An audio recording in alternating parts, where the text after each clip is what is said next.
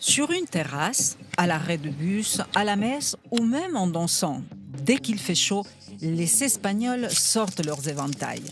Il n'y a pas d'âge ni de conditions sociales. Nous sommes habitués à nous éventer depuis l'enfance et je dois dire que nous le faisons avec une certaine grâce, une certaine élégance. Ah, el abanico, l'éventail, l'archétype de l'objet espagnol.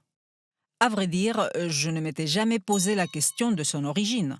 Aussi, j'avoue avoir ressenti une certaine déception quand mes recherches m'ont appris que l'éventail n'avait pas été inventé par nous. Les premiers à s'éventer furent probablement les Égyptiens.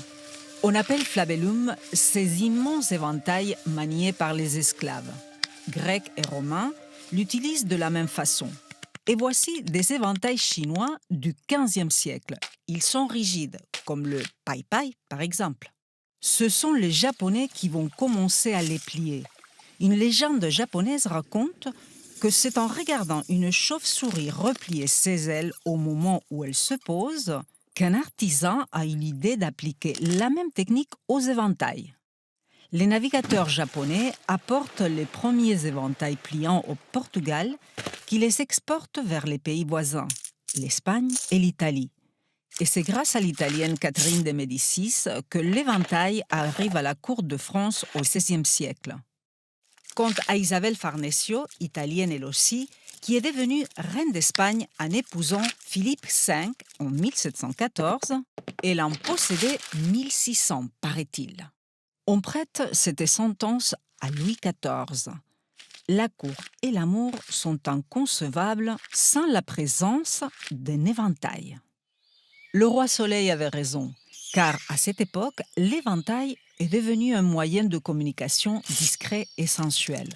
Chez nous, l'étude du langage de l'éventail a même un nom, la campiologia.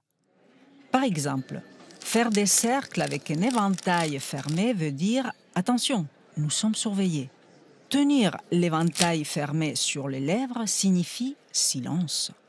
Si l'éventail frôle discrètement la poitrine, je suis disponible pour être courtisé. Mais s'il s'ouvre et se ferme rapidement, attention, je suis fiancé. Et ainsi de suite, des dizaines de gestes que nous avons malheureusement oubliés. Alors, l'éventail est un objet complexe. Le tissu ou le papier s'appelle pays ou paysage. C'est l'objet de toutes les décorations possibles, reproduction d'œuvres d'art ou d'épisodes historiques. À la base, pour relier toutes les tiges, il y a le clou. Les tiges, elles, peuvent être en bois, en nacre ou même en ivoire. Et enfin, la protection. Ce sont les tiges épaisses qui, de chaque côté, ferment l'éventail et le protègent.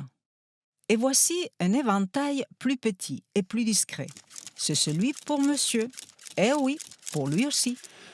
Bon, si son origine n'est pas espagnole, nous sommes pratiquement les derniers à fabriquer d'authentiques éventails.